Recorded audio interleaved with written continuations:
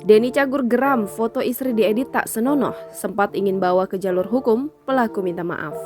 Denny Cagur geram foto sang istri diedit tak senonoh. Pelaku sudah minta maaf dan berniat menemui langsung.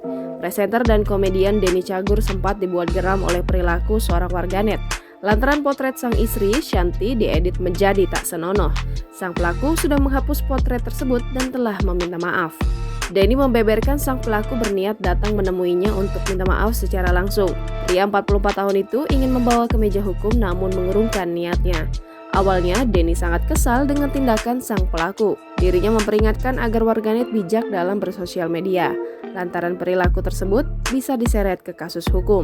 Denny Cagur menyebut istrinya sebagai korban. Sang istri sempat terganggu dengan beredarnya foto tak senonoh tersebut.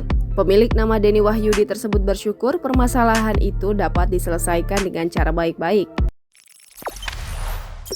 Jangan lupa subscribe, share, komen, dan like ya!